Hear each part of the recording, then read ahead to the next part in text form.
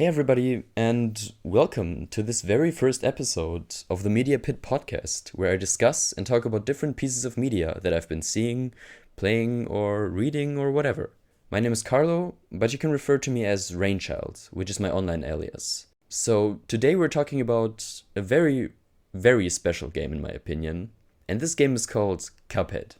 So, it was created by Studio MDHR Entertainment, which was founded by two brothers named Chad and Jared Moldenhauer, who both quit their jobs, gathered some friends together, and yeah, created one of the most amazing games in recent memory. I'm sure you all know this game and why it's so special. It's basically inspired by the art style of the so-called golden age of American animation, which started in like the 1930s and ended in the 1960s. And they also took inspiration from other animation studios, like Disney and Fleischer. And just to be sure, I'm going to spoil the entire game. So I'm going to talk about everything. I'm going to cover everything in full detail. So if you haven't played this game already, it's not really a story game, so I guess spoilers aren't that important. But I really suggest you play this game first before listening to this entire episode.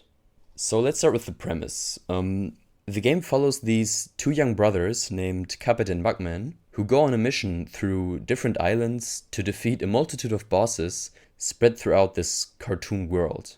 And I'll explain why they do this and the background of everything else concerning the story in a few minutes. But for now, this is the premise of the game. Basically just a bunch of boss fights and a few run and gun levels in between in this super awesome, super stylized cartoon world. This was actually the debut game for these two brothers. And they've been working on this game for a very long time, like I said. I've actually seen a very well done making of video of the game in which they talk about their process and how making such a game was kind of like their dream since their childhood, which you can definitely tell. I mean, there's so much passion and so much ambition packed into this project. So I first heard about this game about like a year before its release, because the early trailers looked super cool and it just seemed like a super cool idea. As soon as the game released, I bought it together with my best friend and we played through it together like immediately. I think we got through it in like a couple of weeks and yeah, it was super fun. I look back very fondly on these times because it was a very unique vibe playing this game and we both really loved it. And then about a year later, for some reason, I don't really know why, I decided to go full-on tryhard mode and 100% complete the game on Steam. So, yeah, achieving all of the achievements and just going absolutely nuts. So I bought the game for my Steam account again, because we first played it on my friend's Steam account. And I did get pretty far with the achievements, but then I stopped at roughly like 85%. And yeah, I dropped it. But then, after a few months, my friend and I decided to pick it up again, and we actually managed to complete this 100% run together, which was super fun. I mean, it was not easy, it was a very hard challenge, but it was super rewarding. My total playtime with this game, including the first playthrough I did with my friend, are about 80 hours in total. And that's way more than someone will typically spend with this game, because it's not that long. I think it takes about maybe about 12 to 15 hours or so to complete, but it's got great replay and speedrun value, and that's why I played it for so much more beyond just the first playthrough, because it's a great game. It's really something. Yeah, as you can already tell, I really enjoyed this game for many different reasons, and we will get into all of these reasons in this episode. So let's go through everything step by step. So starting with the intro.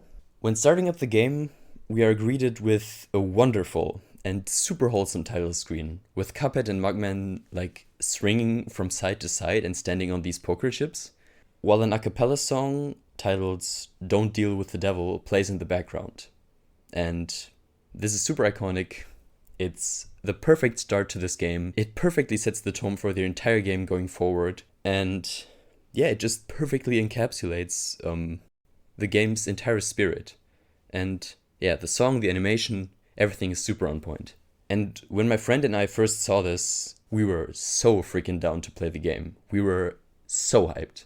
And then we get a little introduction to the backstory in an old fairy tale kind of fashion, with a big storybook depicting the beginning of Cuphead and Mugman's adventure. So Cuphead and his brother Mugman are happily living on the island Inkwell Isle, and one day they decide to wander off and enter the Devil's Casino, which obviously is a great idea. And now that I think about it, it's kind of weird that they even got into the casino because they're like children. And I don't think children are supposed to go into casinos, but whatever. They got in somehow. Doesn't matter. So then in the casino, they actually get on a very great winning streak, and all of a sudden the devil appears and dramatically raises the stakes of the next round. So if they win the next round, they will get essentially everything in the entire casino. So they will be millionaires, billionaires, whatever. But if they lose, of course, they lose their souls. And yeah, Cuphead just decides to go for it. Mugman's a little hesitant, you know. He seems to be the more rational one of them. And yeah, surprise, surprise, they lose. But they're so scared, because obviously they don't want to lose their precious souls. So they start begging for their lives. And then the devil says, all right, you might keep your souls, but only if you collect all of my soul contracts by tomorrow midnight. So basically what they have to do is the devil has got some debtors that owe him their souls, and they ran away, or they're just hiding somewhere.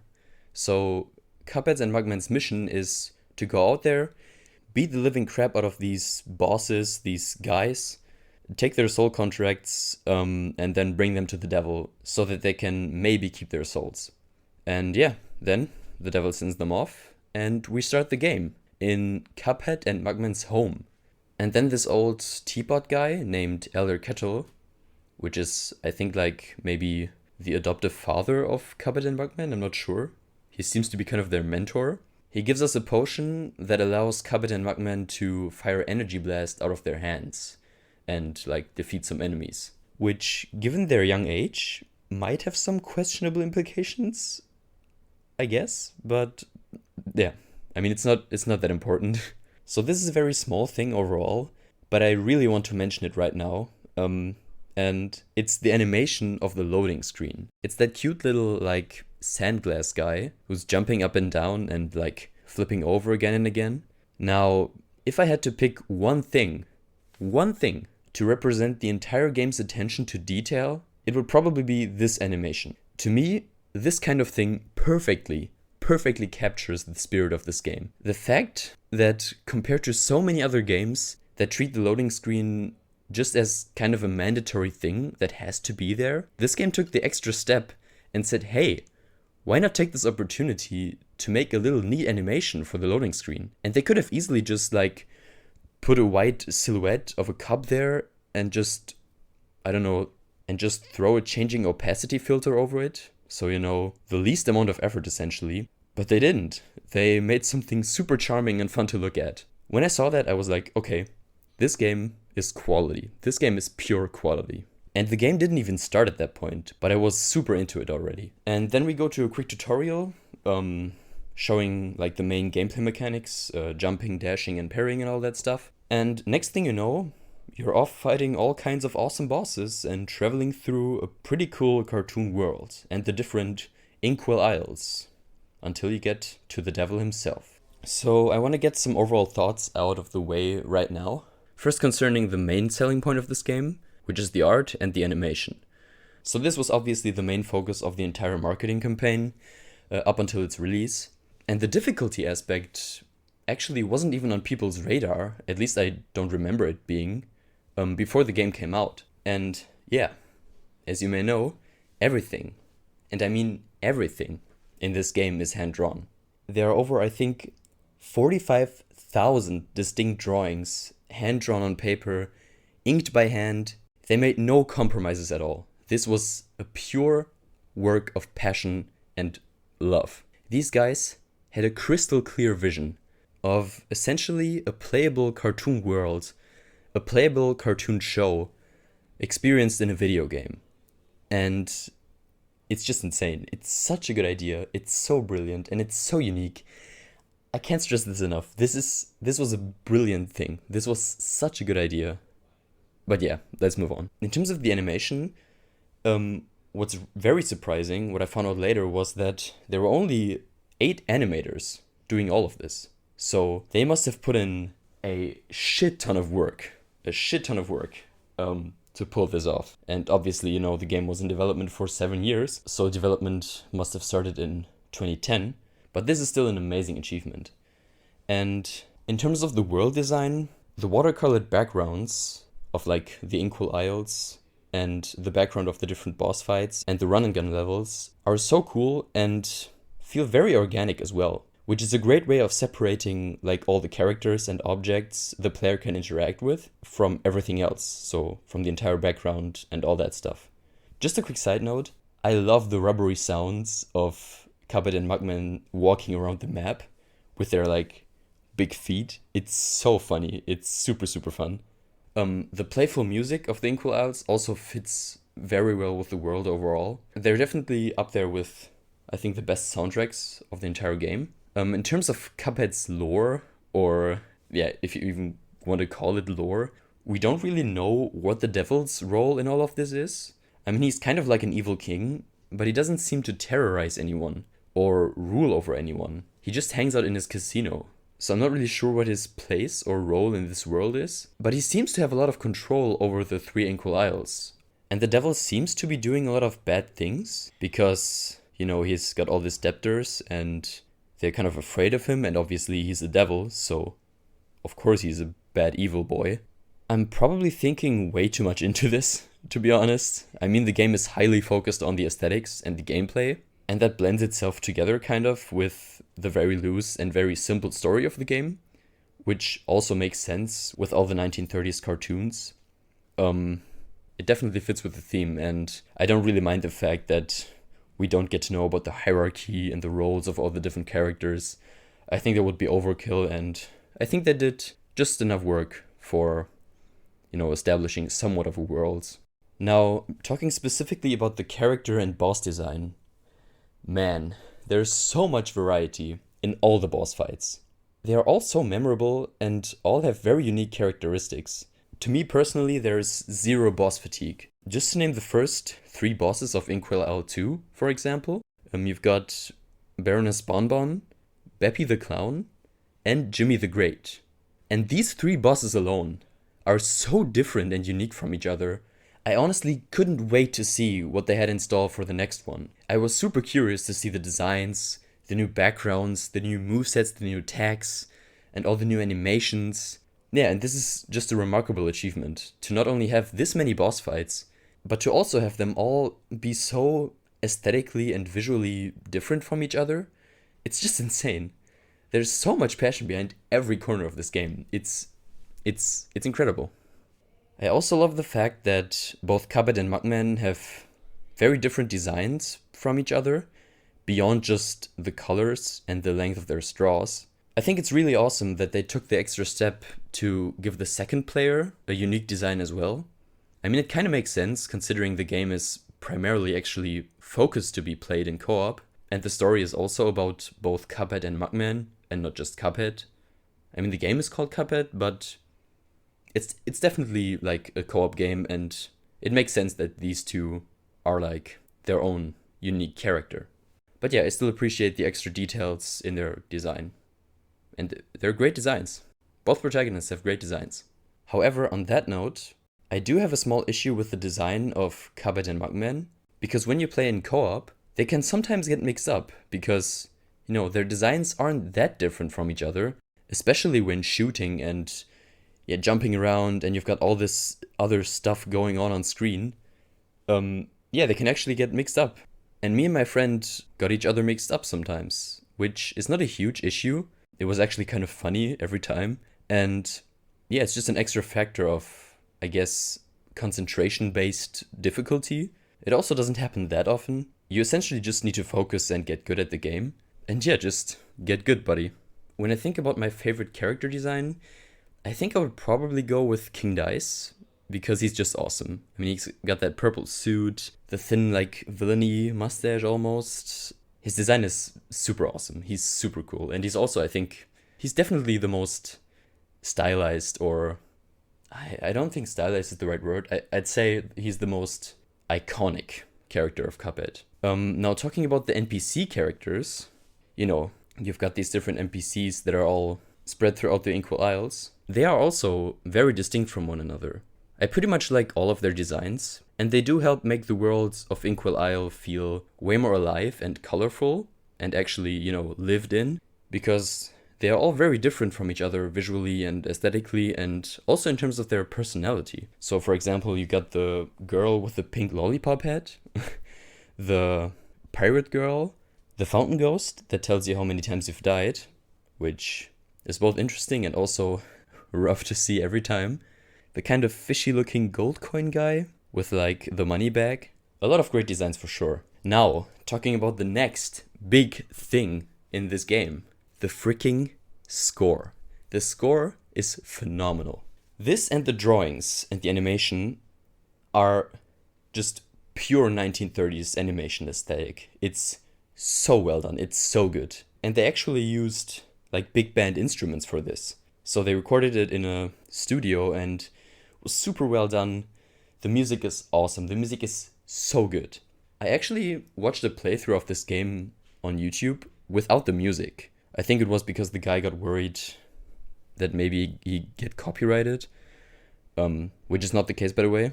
If you use game music in your videos, it won't be copyrighted. I think like 90% of the time, except for maybe Nintendo. I'm not sure. They've been banning some stuff recently. But anyhow, and this video really stresses how essential the music is to the overall experience of the game. It's so freaking important and it's so good. Every single track is so awesome. I have the Spotify album of the soundtrack saved, and I basically hearted 90% of all the tracks because they're all amazing. They're all so cool. The music is definitely one of the core elements of the game, and the effort really paid off in that regard. Every single track is so cool. And just a funny little side thing, when I play card games with my friends, or when we do a poker night or something, I always throw on the Cuphead soundtrack. It's seriously the perfect music for like playing board games with your family or cards. It's perfect. You should really try it out sometime. It gets you like in a super cool, playful vibe. It's awesome. It's super awesome. In terms of sound design, I think it's just the same thing. There are so many great sounds. They're so fun. So much care and attention to detail put into, everything. And the sound design is also kind of on par with the music. I think the music might be just a little bit more important to like the style and the aesthetic of the game. However, obviously looking at gameplay and stuff, I think the sound design really excels and is way more important to the gameplay aspect. And speaking of which, let's talk about the gameplay now. So obviously the central point of the game are the boss fights. Yeah, they are the focal point of the game, and originally the game actually was supposed to have only boss fights, and the run and gun levels were added at a later stage. And on that note, personally, I really enjoy that they added these stages, because I think it helps change up the rhythm from time to time. But even if this game would just be boss fights, it still wouldn't ever feel like monotonous or repetitive, because every boss, like I said, is so unique in art design, stages, attack patterns, the different phases. You never feel any kind of gameplay fatigue or enemy fatigue or anything. The game is super engaging through and through, with or without the run and gun levels. But the run and gun levels still are an amazing addition to the game, and have definitely caused myself some of the most frustrating moments during the 100% run. Because there's one achievement where you have to complete every run and gun level without hurting an enemy, without killing an enemy, without anything. So you basically have to dodge over all of the enemies, and you completely have to nail basically every jump and every dodge and stuff. It was very challenging, especially towards the later levels. I also really enjoy all the different approaches they took in designing all of these levels to make them feel distinct from each other, both gameplay-wise and aesthetically. Yeah, every level has many unique layouts and enemies, many different mechanics.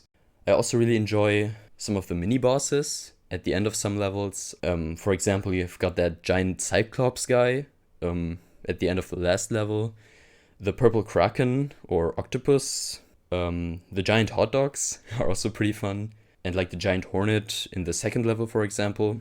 Yeah, it's all so creative. There's so much variety. It's just awesome. It's just awesome. Now let's focus on the boss fights themselves, so the core of the gameplay. They're amazing. They're all amazing.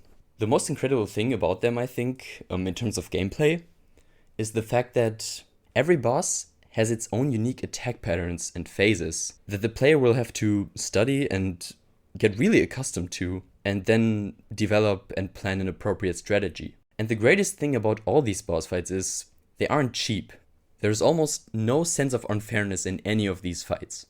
There's always an appropriate way of dealing with the boss, and the player is highly responsible for succeeding or failing. It's very difficult, yes. It's very challenging, but it's fair. It's just fair. I never felt like the game was bullshitting me in any way, or that a specific attack was impossible to deal with and that I just had to get super lucky to overcome this challenge. There are many very difficult attacks and overall phases that you'll need to die to for tens, hundreds of times in order to understand a boss's attack and movement patterns. And the game is designed to kill you hundreds upon hundreds of times. And in my personal opinion, the difficulty is almost perfect. It's perfect. And again, there was never a point where I thought that the game was treating me unfairly, and I always felt in control. I always knew if I got good enough, if I actually learned to react to these patterns, and repeated it and tried again and again, and if I'd obviously focus hard enough, I would overcome all the challenges the game threw at me. It's truly excellent game design, and you can tell that this game was created by people who know their shit, who know their games, who know what makes challenging games awesome. Also, taking a look at how the bosses change in terms of difficulty over the course of the game, there is a very clear and fluid sense of skill progression the player goes through. At first, it's pretty hard, but as you get better with the controls, the dashing, the parrying, the gameplay experience gets so much better and so much more fun. I'll just take me as an example. When I go back to playing this game right now, every fight feels almost like a delicate dance between me and the boss. And that's another point for the great replay value of Cuphead. The better you get at the game, the better you understand the bosses, the more fun and fluid the gameplay actually gets. Also, the fact that you can carry over damage from the boss phase into the next one is a very nice addition. It's just an extra little detail in terms of programming and game design that offers so much more choices on the end of the player on how to approach a fight and how to deal with a certain boss and certain phases. And in some boss fights, you might never even experience certain phases or certain enemies or certain attacks because they're either one, randomized, or two, the boss phase is actually caused by an action of the player. Like for example in the boss fight with the two boxing frogs in the last phase with the slot machine. I think it's also in the first phase of Dr. Kell's robot. Obviously King dies as well. And many more. And yeah, this makes so many of the bosses even more interactive. And it's brilliant stuff. Awesome gameplay. Another brilliant aspect, gameplay-wise, is the inclusion of these totally different boss fights in the flying plane format. I was so surprised when my friend and I fought Hildeberg for the first time, because she's the first boss in this flying plane format. At that time, I never would have thought that they would make the boss fights even more varied and have a whole different form of boss fight in the game. It's just great, and I was so surprised when I saw that. And it also doesn't feel like an afterthought. This second boss fight form with the plane is super fun, and you fight some amazing bosses in this form. Also, the fact that you can shrink and become a cute tiny plane that moves faster is so cute and fun. And the two different projectiles that you can switch between, the normal shooting projectiles and the bombs that kind of fall down, also introduce a lot of strategy beyond just learning the boss's attack patterns and like managing your super attacks and your charms. Speaking of which, I really like these black super bullets, the plane's fire. They've got like a little mouth, and on impact, they kind of bite their way through the boss, and the sound they make is also very nice. It's just a pretty cool little detail, and the game is filled to the brim with these details, and they do make a difference. But yeah, these plane fights are generally much simpler, I feel like, than normal boss fights, and that's mainly because of the lack of gravity with the planes, because you can control them to a much more accurate degree, whereas with the other bosses, there are the extra factors of jumps and gravity in general. The parrying is also much harder in the normal boss fights, also because of the gravity. Yeah, and speaking of different abilities, in the, say, normal boss fights and the run and gun levels, the player can actually equip a total of 2 different projectiles with different attributes. For example, like the blue boomerang projectiles, the green one that automatically follow the enemy, or the red shotgun like the spread. This is a great addition because it makes you pay even more attention to every boss and its individual phases so that you can choose the best projectiles and the best weapons for a specific phase and for a specific boss. And the fact that like your arsenal in each fight is limited to 2 of these projectiles also offers great opportunity for planning and developing different strategies and combining different, weapons to, defeat the boss. And these different abilities also really help with replayability a lot. You can even choose between 3 different supers. There's the extremely long water beam thing, so the first normal super, the invincibility one, and that weird like bodybuilder ghost one where you spawn like a ghost version of yourself and then the guy just goes completely ham on the boss. I never used that last one that much. I think I tried it out, but I was like kind of confused on what it was actually doing, just because the other 2 I think are so much more helpful in so many different situations. I might even say that the second one, so the invincibility super, might just be the best one. And it's also the one I like exclusively used for the 100% run. Next we've got the different special abilities, which are called charms, that you can buy from Porcrine's shop. With the best one, and probably the only one that truly matters, being the smoke bomb, which essentially turns your dash into a dodge, and I almost always play with this ability. It's like a game changer. And compared to this one, the other ones feel much more like an actual compromise. I mean, you can't see your player avatar when dodging for a short period of time with a smoke bomb, but this really doesn't feel like an appropriate downgrade compared to like not being hit while dashing. It's pretty OP.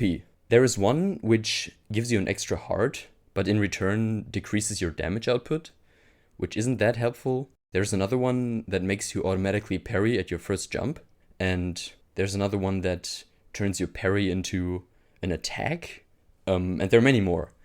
However, like I said, I mostly never bothered with the other ones, except for trying them out and, seeing what effect they might have on the gameplay, and maybe if they were any good, but the best one was definitely the smoke bomb. So now let's dive a little deeper into the full game, and covering all the levels, covering all the bosses. Let's go. So after the tutorial, we now step out into Inkwell Isle 1. So we get to the first boss, which is the Root Pack. So we've got Cell Sputter the potato, Ollie Bulb the onion in phase 2, and we got Chauncey Chintanay the carrot in the last phase. I think this boss in general is like a very great overall gameplay introduction. The potato is shooting these straight shooting projectiles, these kind of like dirt blobs, and he's also very angry looking, which I also very like. He's like an angry potato. And yeah, this first phase is pretty fun because it's very straightforward and it does provide kind of a challenge with, the increasing speed of the projectiles he spits at you. And you can also parry the like snake things. It's a great first challenge for sure. And then we get to the second phase, which is Ollie Bulb, the onion guy. And yeah, he just has these falling tears as projectiles that he's trying to hit you with. I mean, he doesn't even seem like he wants to fight you. And actually, if you decide not to fight him, as soon as his phase starts, he will actually just disappear. And the next phase with the carrot will start, which is a pretty nice little detail because, it kind of incorporates his personality into the gameplay. And yes, obviously makes perfect sense that he is crying because, he's an onion.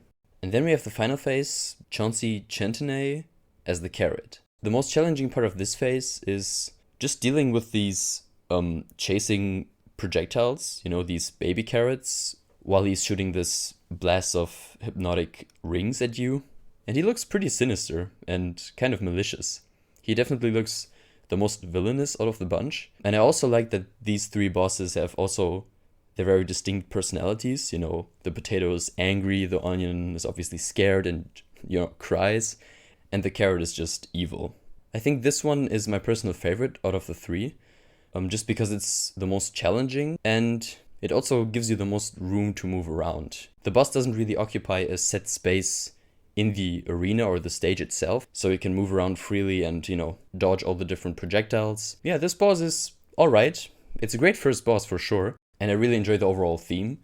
I also think the background looks great, but these three are definitely more on the lower side compared to like all of the other bosses. So next up we got Goupy le Grand, or Goupy le Grande, whatever. Goupy le Grande, I don't know. whatever he's called. Now, this is by far one of the oddest bosses in my opinion. He's like so weird and goofy. When me and my friend first fought this guy, we were so weirded out by the funny faces he was making. It was pretty funny. This guy is probably the easiest boss in the entire game. His moves are highly predictable and you only need to pay attention to that one attack where he like inflates himself and covers basically half of the screen. Now the last phase is actually the best one and it's pretty fun, honestly. You fight his gravestone after beating him, which is a pretty charming idea. And it also looks super funny with his face on the actual gravestone. And yeah, it's just a very cute idea. This is definitely the highlight of the battle. Also, one other thing, I also love the little intro animation he does, where he like tips his head. Now, the first time we got to the last phase, me and my friend, we were like panicking because the gravestone is in the background of the fight. And it only can hit you when it stops and then slams down at the player. But for some reason we thought that it had a constant hitbox. And when it was going like left to right, I still remember we were like panicking because we thought, holy crap, how are we supposed to go about this? It's just going left and right and we're going to get hit, holy shit. Yeah, this phase isn't actually too hard. You just need to pay attention to when it stops and then dash out of the way and then just keep hitting him until he dies. I think the last phase is actually the least challenging, although I think it's the most creative, aesthetically and visually.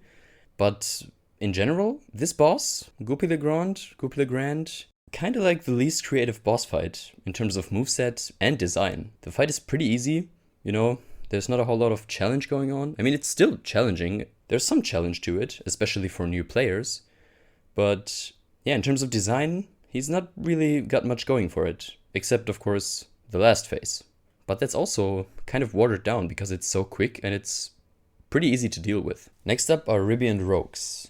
These guys are awesome. The first time we fought them and we saw the background and the design of the two frogs, we were like, alright, this game will be sick as hell. I love the crowd of flies, like sitting at the table and cheering in the background. This is one of my favorite backgrounds, I think. And there are definite references to Street Fighter in this fight. The boxing gloves, the energy blasts, and also later in the third phase with the slot machine you got the tigers. I think it's super cool how they work together and how the green frog temporarily goes to the left side. And then the yellow one does this turbine air blow attack, while the other one is spawning these spacey looking colorful balls that bounce off the walls. It's super cool. And in the next stage, the yellow frog swallows the green one and then they turn into a freaking slot machine, which is so damn creative. When we saw that, we were like, holy crap, what the heck? I was just so much more hyped for what's to come because I thought, okay, this is only the third boss and this much creative stuff is already happening? This game will be freaking amazing.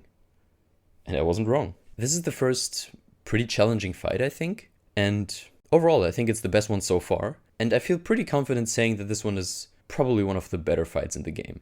Great colors, great design, great background, great music as well. And yeah, the last phase is just freaking super creative and awesome. I think it's also my favorite phase out of the whole fight. Next, we get to Hilderberg, the first plane fight. This one is also very, very cool. It's a super charming design. I think the laughing ha attack she throws at you is super awesome. And she has a very strong 1930s aesthetic with, the haircut and all that. In her first phase, she repeatedly transforms into like different zodiac signs, like Taurus, Gemini, and Sagittarius? I don't know.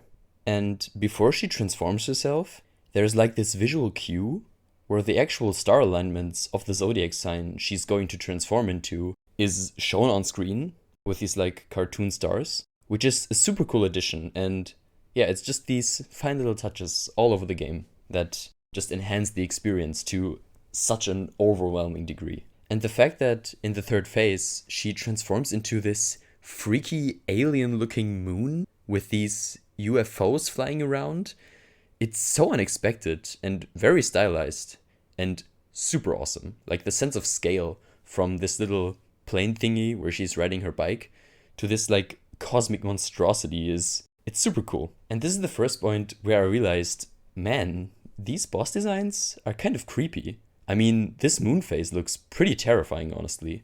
And there are even some, like I said, cosmic horror elements in some of these boss fights. I feel like this is the most challenging boss so far. It might be because, the plane format kind of threw me off, and that's why the first boss is always maybe a little harder. But yeah, the last phase is super difficult, I think. And it actually lasts for quite some time, so she tanks quite some damage in this phase. And yeah, I just remember it being the hardest boss that we fought up until this point. And the soundtrack is also pretty cool. Yeah, it's playful, it's upbeat, it's got a great pace to it. Just a great fight overall. Now, we get to the final boss of Inkwell Isle 1, which is Cagney Carnation, the flower guy. And this is easily my favorite design out of Inkwell Isle 1. So cool. At first, in the intro animation, it looks super cute and harmless, and then it like turns into this monster where it screams at you and then starts doing this little hand dance. This was so funny when I first saw it. I laughed my ass off at this point. I absolutely love the animation of this dance. It's so funny where he's going like back and forth with his hands. It's super funny. I really adore it. And when me and my friend first fought this boss, I wasn't even trying to win because I just saw this animation of Cagney doing this dance and I thought, man, this is so awesome. I just wanted to see it over and over. I love the colors on this one. It's certainly a very unique design and definitely one of the first ones that pop into my head when I think about Cuphead. For new players, this will most likely present the biggest challenge up to this point. It certainly was for us. You've got a lot of different projectiles that he throws at you, the blue boomerang thing, the plant seed mouth thingies that like grow out of the plants and start chasing you around. Yeah, there's many different things you'll have to pay attention to simultaneously. The last phase is also pretty awesome. Both his eyes and mouth become even bigger and his smile becomes even more monstrous. This last phase is a little easier in my opinion because there are overall less things to account for and his hitbox is larger, so you're pretty much landing every shot, as long as it's aimed to the right. Yeah, just all the different animations for this guy are so extra and fun to look at, and he genuinely seems to be enjoying this fight. Even if it might be a kind of malicious enjoyment, if you want to say so. Let's say I wanted to get people into the game, and introduce them by just having them play one boss fight, and only one. I would probably choose this one. Yes, it might be more challenging than the previous ones, and they might die over and over again, but it's so fun and iconic to me. The difficulty is great overall. It's definitely challenging, but it's still doable. And the background is great, the colors are great. I really like the yellow, orange, green color combination of Cagney's design. And the stage with the 3 platforms. There's just so much creative and quality stuff in this fight. And it's the best one so far. It's the best one out of Inkwell Isle, for sure. And also, his death animation is pretty scary looking, with the lifeless, empty eyes staring at the sky, and his tongue sticking out, and like, yeah, it looks kind of creepy. And also, how could I forget to mention the amazing soundtrack?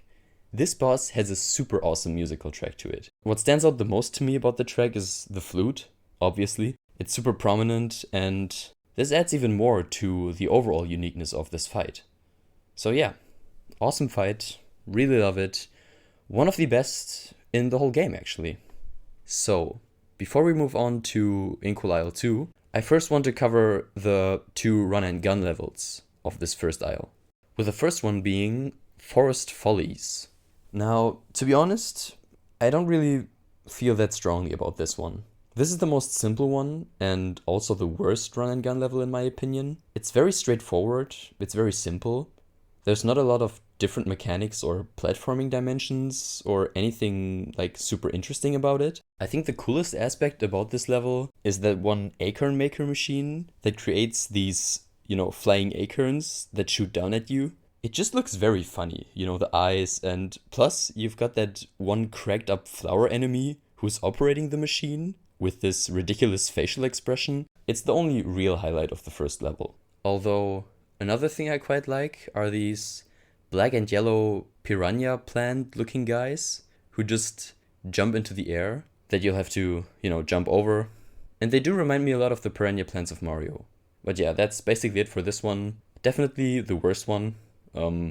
But I guess I like the soundtrack, and I mean, it's not bad or anything. It's just that the other ones are much better. Like the next one, which is Treetop Trouble. This is a much better level. The start is very unique and engaging. You've got the birds chipping down at you and these cute little rolling and jumping lady beetles, which are quite fun. This entire level basically shrinks the player down to the size of an ant and then makes you traverse the inside of a tree, which is a pretty neat little idea. After that, you have easily the most annoying part of the level, where you jump up the tree with these floating wood platforms and these stupid annoying bees getting in your way. This was definitely the most difficult part for the pacifist run I did. I do really like the stack of wood enemies, if you can call them that. Like these towers with the 2 faces that are very funny looking, and yeah, I think their design is pretty cool. Now, the last part is just a platforming challenge, essentially, with many moving platforms and these cute little blue flying guys holding leaves over their heads for you to jump on. And then they're like struggling to hold you up, so eventually you have to switch platforms because they'll just collapse. And then you've got that last mini-boss, the Hornet, in combination with these blue platform guys, which is a pretty nice and also quite challenging way to conclude this level. And overall, this is a pretty good one. Yeah, definitely better than the first one. Now, the last thing to mention are the mausoleums. So this is basically like a mini game where you have to protect this golden lamp in the middle from these ghosts, these pink ghosts that you can parry. I think they are a pretty great way to sort of practice parrying a bit, and I think they're a pretty fun addition as well because the soundtrack is great, and I just overall like the more like ghost and Halloween themed parts of the game, and this one is definitely one of them. And another great part of this is that when you do complete these levels, you actually can unlock the other super abilities. So there is one mausoleum for every Inkwell Isle, and obviously they get more challenging as you progress through the game. And yeah, they're just a pretty fun addition. I really like them, and yeah, pretty cool. Now, before we move on to Inkwell Isle 2, I just want to mention that the transition rooms between each isle where you meet King Dice and he's doing this like squat dance. Yeah, his whole demeanor and the way he kind of functions as a gatekeeper. And I also really like the animation of him jumping into the hole in the ground. King Dice actually might be my favorite character out of the entire game. I'm not quite sure, but it's definitely a very great design, and yeah, he might be my favorite character. So, now we get to a very big hitter, Baroness Bonbon.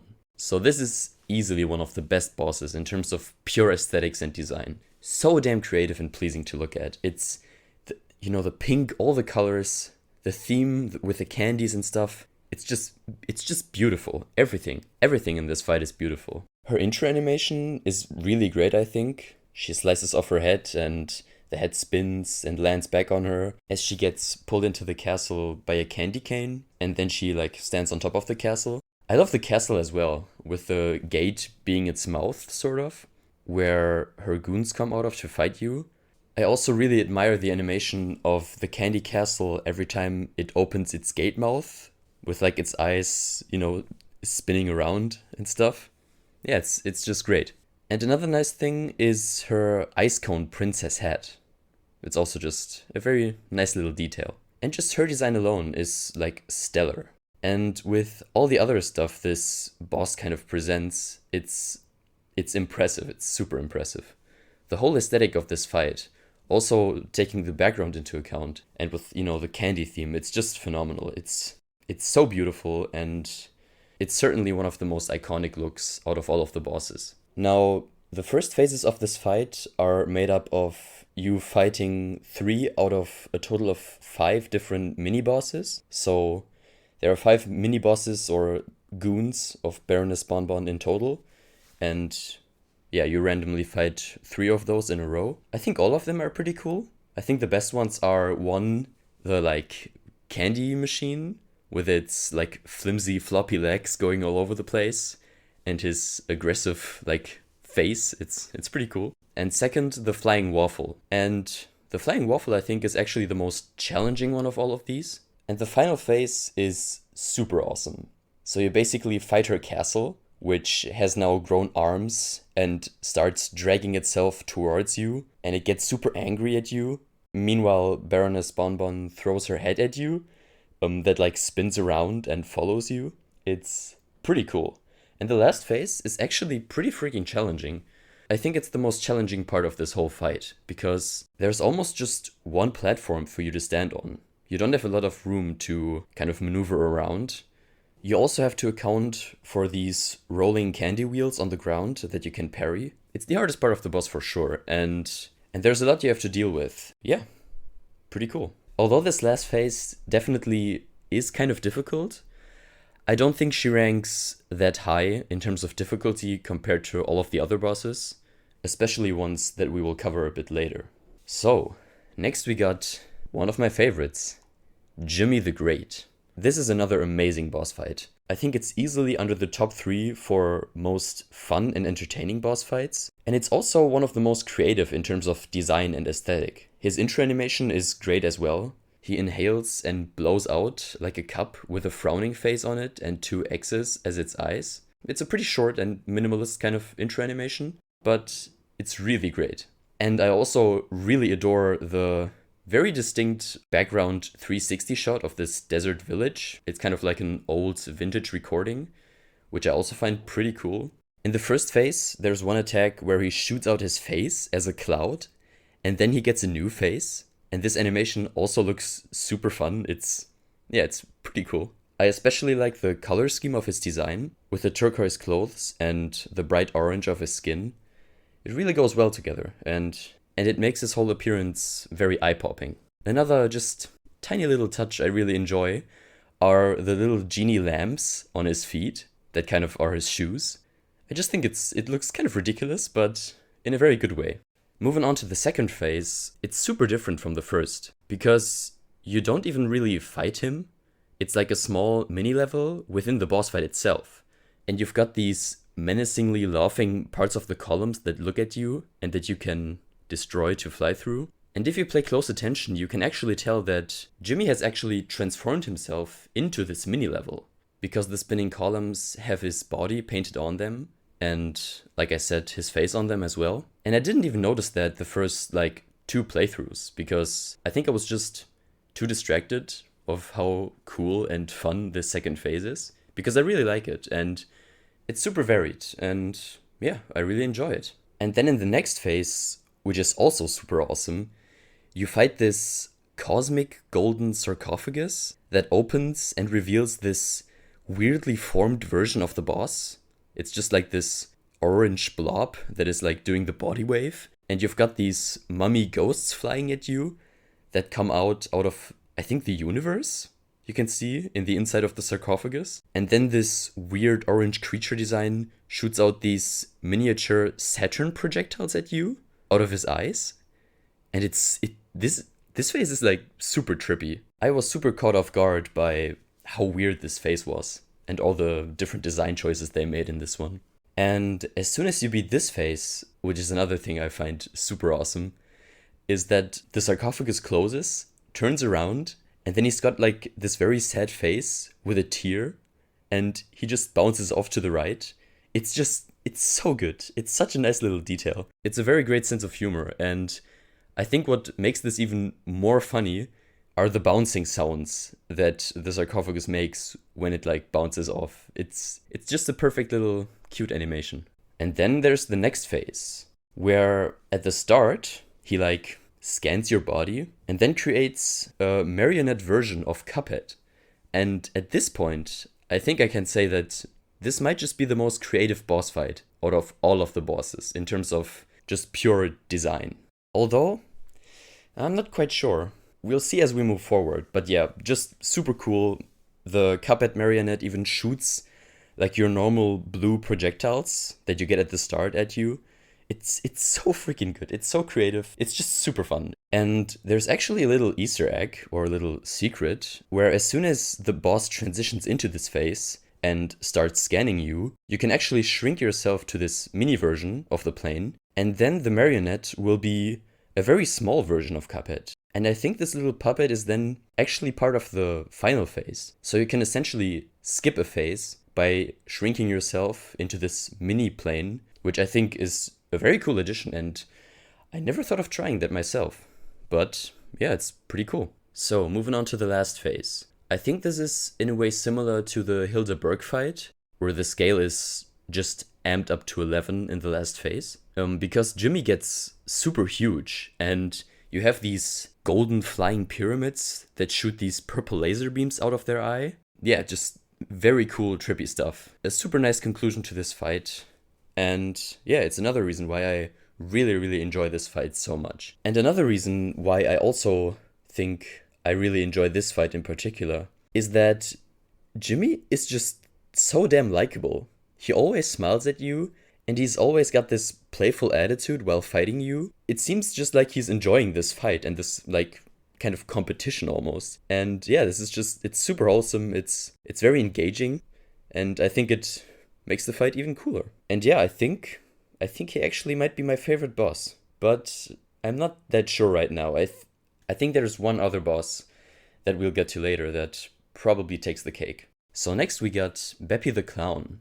Man, this guy, I think this might be the hardest boss up until this point. He was super tough in the first playthrough especially, and even now he's still a pretty tough fight. His design is very creepy, and it gets even more and more creepy as the fight goes on. The background depicting, the circus and all the other park attractions is pretty cool. Aesthetically, it's easily the best background so far, and it even plays an important role in the boss fight itself. The first phase of Beppy, I think, is very funny and goofy. He just awkwardly goes back and forth in this circus cart, or whatever you call that thing. It's even got a face, which is always a plus. Yeah, just Beppy's facial expressions while clumsily driving the cart, they're just too good. It's very funny. The floating ducks at the top are also pretty fun, and how they drop like these burning light bulbs. They obviously fit very well with the whole circus theme. And at the end, he falls off, and then in the second phase, he becomes this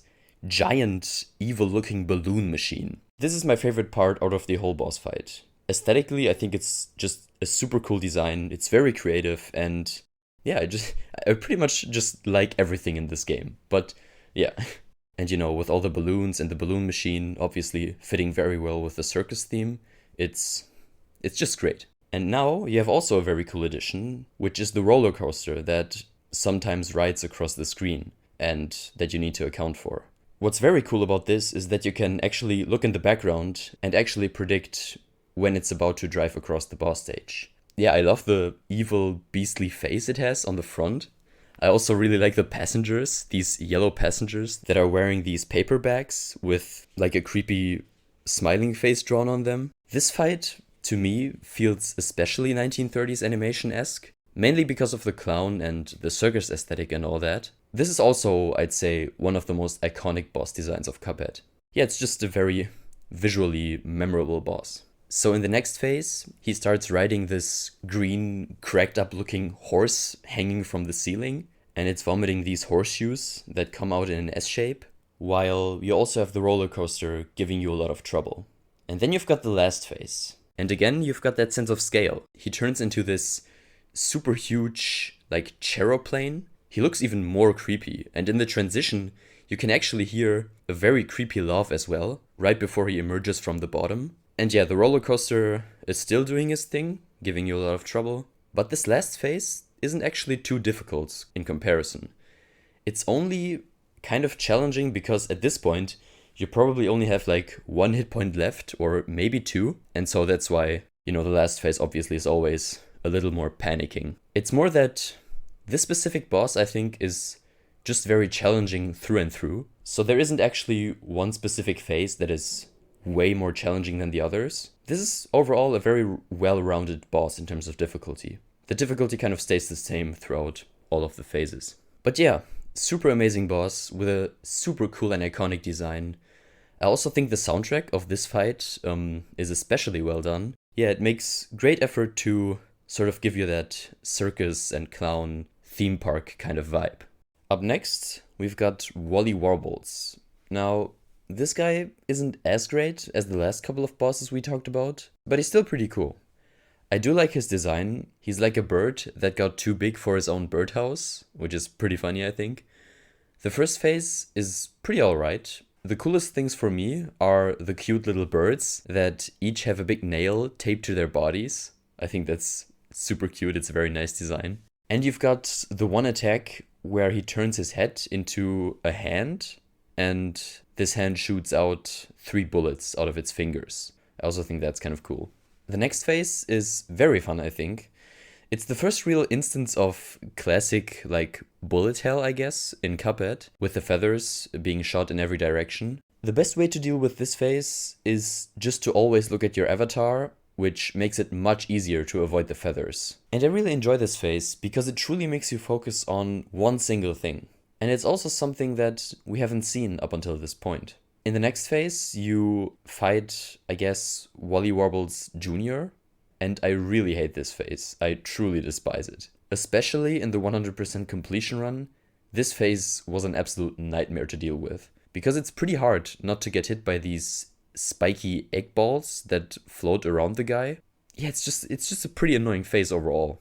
And I kind of can see some inspirations to, like, I guess Bowser Jr., because he does kind of look like him in a way. But aside from maybe the idea, I don't think there's anything good about this. I personally really don't like it.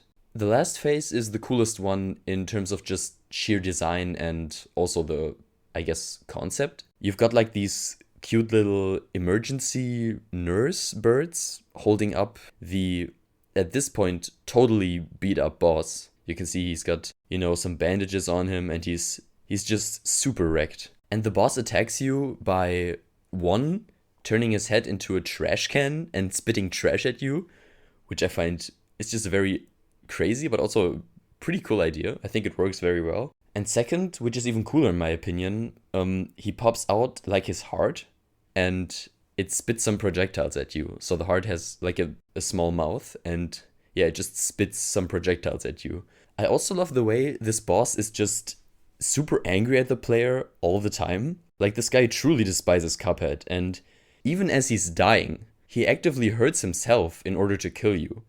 And it's so fun because, like, Cuphead and Mugman are always smiling, and then you have this super pissed off bird who just wants to completely destroy you. Still, besides that, I'd say he doesn't count to the greater bosses of the game. Although the fight is pretty challenging, he's maybe on the same level as Cagney Carnation or Baroness Bonbon. Pretty nice fight, not that special, not that great, but still very cool. So next up we have Grim Matchstick, which is the green dragon. This guy is tough. He's definitely one of the most challenging bosses in the game. His design is very classic, it's your typical green fire-spitting fairy tale dragon. It's very simple, but it's much appreciated. We've got all these super ridiculous designs. I think it kind of serves the game very well, or this boss in particular, that this design is more toned down and it's kind of more minimalist in a way. I really enjoy the fact that he turns towards the camera as he like howls at the player, kind of breaking the fourth wall, which I think is a very neat little idea. The first phase is actually pretty easy, with, the fireballs flying in this S shape and the hypnotic ring beams that he fires at you that you can partially parry. He also attacks you with his tail.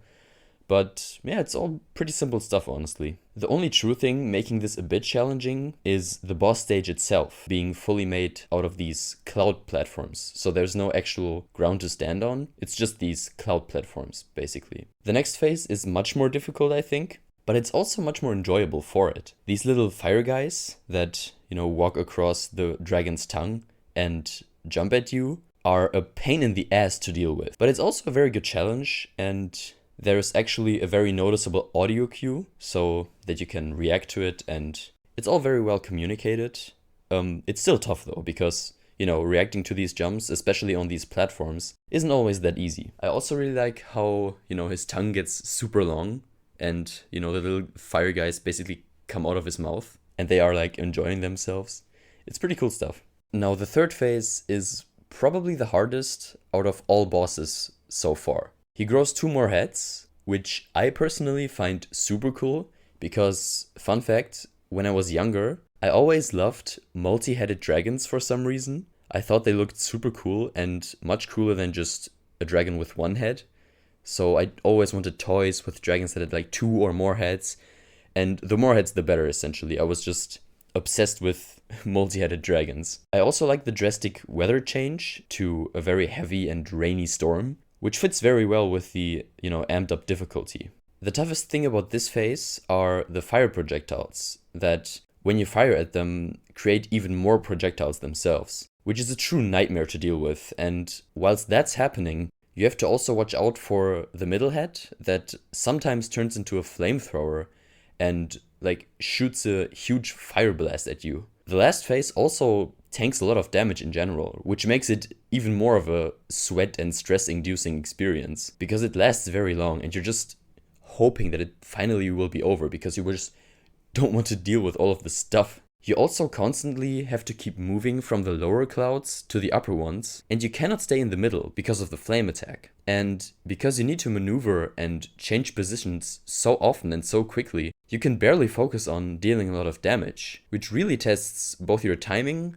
and your patience. So this phase, very challenging, very tough, pretty cool design. I especially like the fact that the middle head turns into like a flamethrower. I think that's just a pretty clever idea. Yeah, just a great challenge. We easily had to try this guy I think 40 or 50 times. I'm not sure, but it was very difficult. It was truly, truly difficult. Now, moving on to the 2 run and gun levels of the Inkwell Isle 2, starting with Funfair Fever. This is a pretty freaking great level. The first part with the moving trampoline and the cute little balloons is really fun in my opinion, and the soundtrack of this level is very upbeat and playful, and I really like it. This soundtrack is definitely one of the better ones. And there are also some very obvious Mario inspirations in this track. The inspiration is very hard to miss. I love the whole circus theme of this level, and there are many cool enemy designs as well. You've got the magician, the cute little clown balancing on a ball, and then further into the level, you get to these cute little robot guys that are stacked on top of each other and are hanging on these ropes.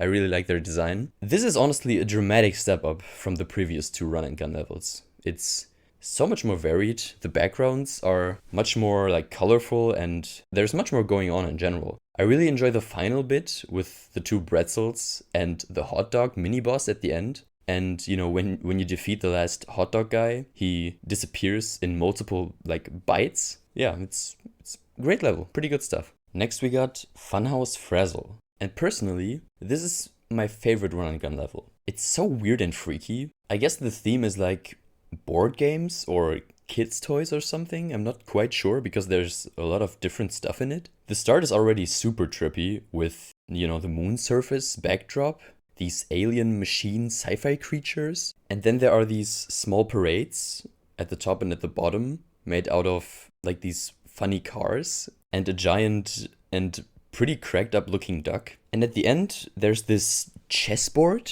this white and green chessboard with 2 giant mouths where these parades come out of and an eye in the middle that you have to hit in order to progress the level. After that, there are these star cannon enemies, shooting in 4 different directions. They are easily some of the weirdest enemy designs in the entire game. And there's more. You've got these red cube boxes with spikes and a giant spinning eye in the center. The ones I really like are these green and yellow tuba guys with the little villain mustache. This level is just a complete visual treat. There's so much creative and just absurd stuff in it. It's very cool. And there are also these strange eyes in the background that also look super weird. This might actually be the most challenging level as well, because of the whole gravity switch thing, which is a super cool idea, by the way. And I really like how they implement it with, pairing these upside down cards. And the soundtrack is also very great. I might even like this musical track more than the one of Funfair Fever. It's very rapid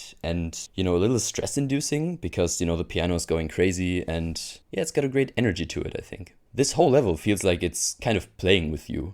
The enemies are just laughing at you all the time. They're just very playfully designed, and there are all these weird concepts in it. And it also makes perfect sense given the theme that this level kind of seems to be playing with you. Yeah, as you can tell, I really like this level. It's super unique, crazy environment and enemy design, and a great musical track. But gameplay-wise, it's not like the most creative one, I think, except for the gravity switching thing. I think the rest is pretty straightforward, and the next 2 levels definitely have more unique gameplay mechanics to them, I think. Although the gravity change is a pretty cool idea. So, now we move on to Inkwell Isle 3, starting with Rumor Honeybottoms. This was a true nightmare of a boss fight, let me tell you. She's easily harder than Beppy the Clown or the Dragon for me, so she's the hardest boss in the game so far. But besides the challenge, this boss fight is pretty awesome. I love the intro animation, where she just knocks her fork and knife together, like she wants to eat you, and then she sends in the police bee to fight you first. This first phase is honestly so fun to me. I love the design of the police bee, and the way he says, boy, boy, boy, or whatever he says. It's super funny. I really adore his look. Aesthetically, this boss is very top notch. The background depicting these different layers and rooms of the worker bees and like the shelves and the desks. It's super cute and also a very nice touch. You've got that little beehive with all the worker bees, and makes sense because they're working. It's desk and shelf and stuff. It's a workspace. The second phase gets pretty challenging when she summons these purple balls or the shooting and spinning triangles, which thankfully can be parried, because that would be an absolute nightmare otherwise. And in between these parts, she sometimes drops down in the middle as a wrecking ball, you could call it, and then she spits out these rockets. And whilst dealing with all these projectiles and stuff, the player needs to constantly jump up to the next platforms, because the screen is constantly moving up. So you don't want to be, stuck at the bottom and then get hit. The animation she does when entering the final phase is also pretty cool, I think. With her spellbook transforming herself into an airplane.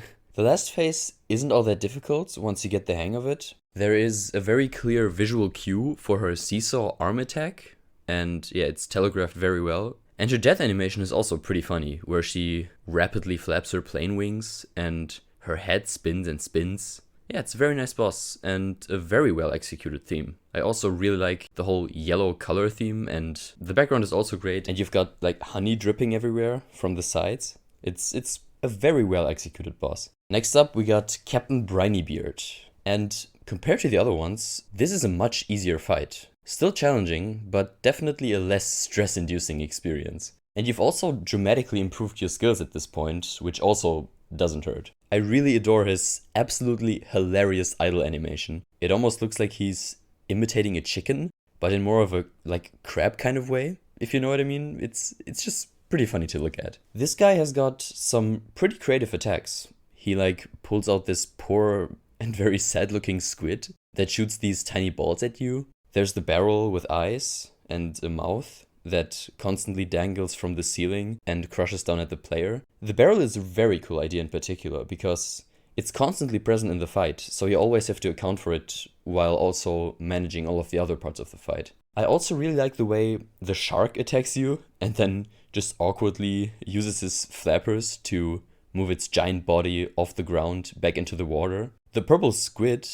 with the ink bottle spraying ink all over the place is also really cool. They really did everything they could with the pirate and sea theme, and they pulled it off pretty well in my opinion. And then there's the final phase, where the ship just gets like super angry and annoyed of its own captain, throws off Captain Brinybeard, and decides to finish the job itself. This is not a very challenging phase, but it's still a lot of fun. The highlight, of course, being the giant pink laser beam that shoots out not of the ship's mouth, actually, but the mouth of its like palate, which also has a face. And that's just a very strange and weird design choice, and I love it. It's just super ridiculous, and I can imagine that they just came up with this like on the spot and said, "Hey, why not just make this little palette guy with the with this face and this high-pitched voice that just blasts this huge laser." Now next we have Werner Verman, or Werner Verman, whatever. And like most of the other ones, this boss is pretty awesome. Especially this one is such a cool concept for a character, I think. The mouse is in his little like moving can, which he has modified with various different weapons in order to fight you. His whole demeanor is also very like competitive and soldier-like, I think. He often salutes, and when he does his charging attack, you can clearly see some like military behavior in him. And I think that also fits very well with all the, weapons and tools he's constructed to fight you. I also love his little metal hat and the tiny cigar between his teeth. And in these first phases, you can see the cat in the background peeking through a hole in the wall. And I'm pretty sure this is a Tom and Jerry reference, just because the cat's color scheme is very, very similar to Tom's. But anyhow, then the second phase starts, and ooh boy, this phase is pretty challenging. There's so much stuff you have to keep track of. Werner in the middle going up and down with his machine driving thing. And then he shoots fire out of his machine on both sides of the screen, while you also have to deal with the different seesaws popping in from the sides. Yeah, there's just a lot to deal with. You need to be at the right spot at the right time, or else you're pretty much fucked. And this is way tougher in co-op mode, because you have two lunatics jumping and dodging around. This phase gave me the most trouble in my 100% run. And then you have the final phase where, the cat pops out of the background, swallows Werner, and then starts fighting you. And this phase is so much easier than the second one. It might even be easier than the first one. There's this one attack where the cat spawns these two mouse ghosts that throw some balls at you that you can also parry. And another great death animation where it's revealed that actually the cat was just a robot that the mouse built and was controlling the entire time. And yeah, it's all about those fine little details and the stuff that doesn't need to be there, but makes the bosses just so much better. Next up we have Carla Maria. Now here we go. This is the game's #1 waifu character, and this is another super iconic character for Cuphead. It's an awesome design that's kind of a mixture between Medusa and a mermaid, but the Medusa part just comes in the later phases. So she just starts off as a mermaid and then gradually transforms into a more monster fight version. I really like her color combination. The pink of her hair and the turquoise and green make for a very eye-popping aesthetic. And the background with, the very orangey tinted clouds is also very nice to look at. I also think it's pretty awesome that her hair is actually just an octopus that she put on her head. Now, starting off with the first phase, there are many enemies and attacks she's got at her disposal. And it makes this phase super fun and fresh, no matter how long you play it. There are these two different big fishes she pulls out that shoot at you. There's the little turtle guy with a cute hat and his macho boxing stance. And there's also the seahorse that spits out a huge water jet. And of course also the globefishes that move up the screen and that you have to avoid. Yeah, super engaging first phase. Pretty varied in pretty much every aspect. It's just a very entertaining first phase. So in the next phase, many electric eels start popping up around her, and they bite at her and then through the electricity transform her into a very monster-fight version of herself that kind of resembles Medusa, and the squid on her head turns into snake heads. And this phase is a bit more simple because there's less overall stuff to deal with, but it's still pretty challenging because these eels fire many projectiles at you, and Carla Maria sometimes turns you into stone. And that's another awesome thing about this fight. When you get frozen, you have to button mash the shit out of your controller to get free. And you also have to do it very quick, because if you don't, you might get hit by the projectiles the eels spit at you. And it was also a very great choice to make the eels attackable, so you can kind of manage the level of bullets and projectiles you'll have to deal with in this phase. Of course, there's a trade-off, because every damage dealt to the eels is damage not dealt to the boss. And then there's the last phase, where you just fight her floating head, whilst flying through a cave. And the most challenging thing about this part is having to maneuver around the environmental obstacles, while also making sure that you don't get hit by her, petrifying spell. It's not super tough, but the fight in general is much more enjoyable than it is challenging, I feel. I think this last phase is still a little bit more challenging than the first two. And one last thing I just have to point out, because I think it's so awesome, is her death animation, where she just closes her eyes, looks away in a very sad manner, and then one of the snakes on her head plays a small violin with its mouth. It's so brilliant. It's so cool to look at. Probably one of, if not my favorite death animation out of all the bosses.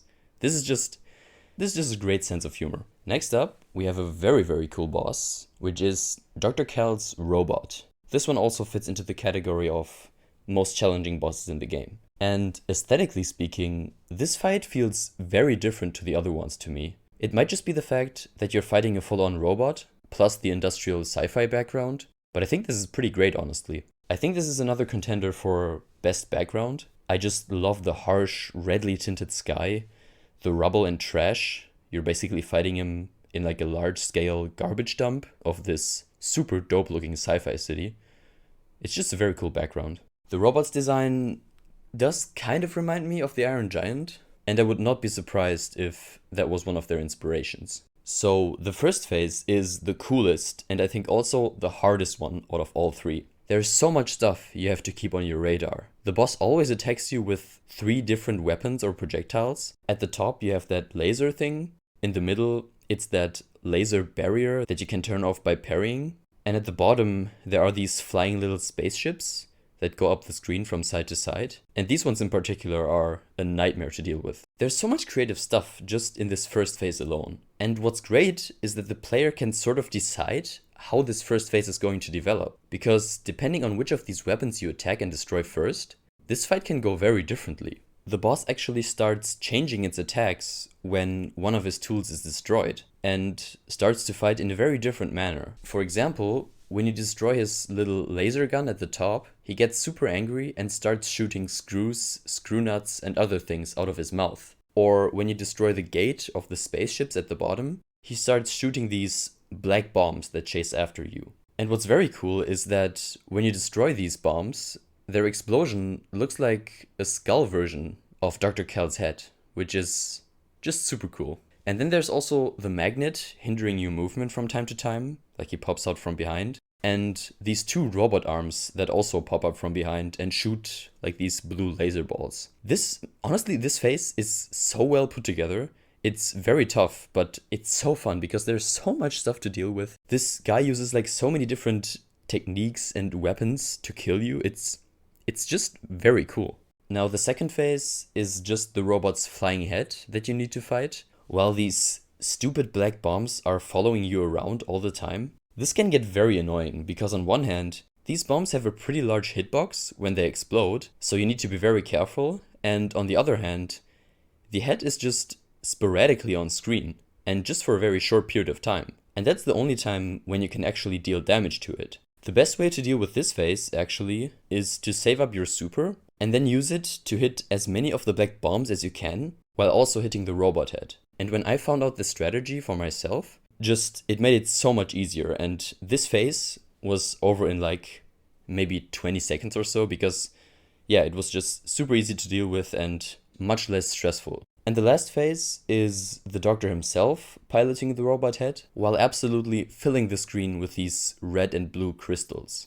This is just straight up bullet hell, and just like the Wally Wobbles second phase, I really like this last phase.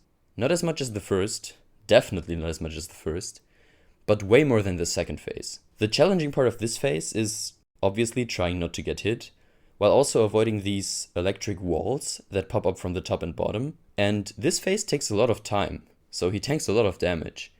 But I think this is a very good thing. Like I said before, I really enjoy the deep focus these bullet hell phases force you in, and with every passing second, it makes you focus even harder, because you know that you're getting closer and closer to victory. You just have to focus, not get hit, avoid the walls, and you'll beat the boss. Yeah, this is one of the best bosses in the game.